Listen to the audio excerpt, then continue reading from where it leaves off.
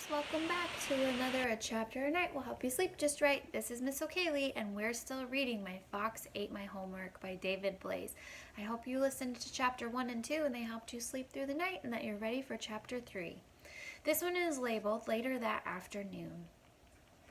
We just met the fox that can talk, right? So Joe, or Jonah, moved to a new school, and then because his family is struggling with money, and he went out to the backyard of his new house, which was his great-grandma's house, and discovered what he thought was a dog, found out was a fox, and then the fox talked to him. So far, so good.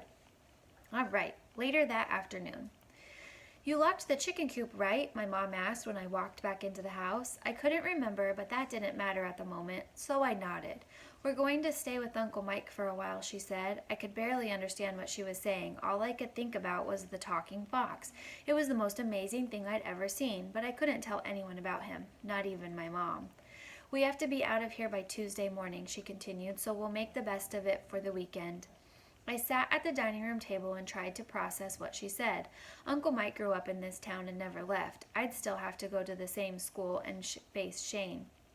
But more importantly, we had to stay here in case the fox came back.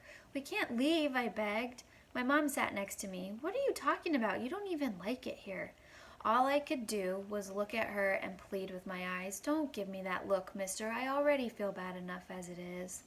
She wiped her nose. "So I was thinking we could go to the farmer's market tomorrow morning and sell some eggs. It'll be fun. I used to do it in the summers every Saturday with my grandma." She paused and smiled at me. "This is our only chance to do it together."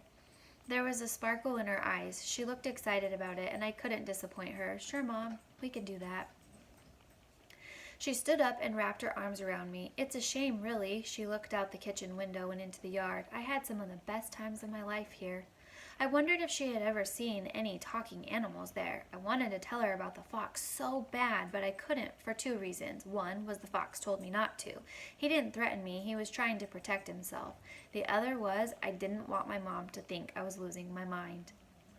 "Did you have any homework?" she asked. My stomach churned when I thought about the paper due in Mrs. Cox's class.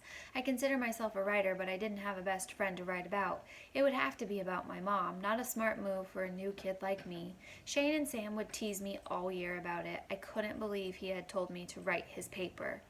"I have to write something for my English class," I told her. It wasn't a lie, and it kept me from having to explain everything that had happened in school. "Okay," she said. "You should go ahead and do that. We may not have a lot of free time this weekend."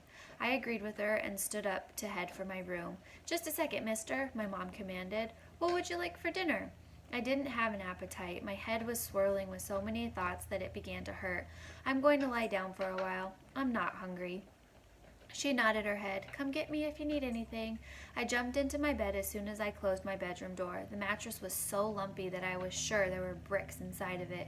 It wasn't uncomfortable to lie on, but after 8 hours of sleep, it always left my back in pain. There was no reason to complain about it. We were only going to be there for a few more days. I was exhausted and needed a power nap before I wrote anything. Every time my eyes shut, I could see the fox's blue eyes staring back at me. I wondered if I'd ever see him again. I wonder if you will too. Sleep tight. Come back tomorrow.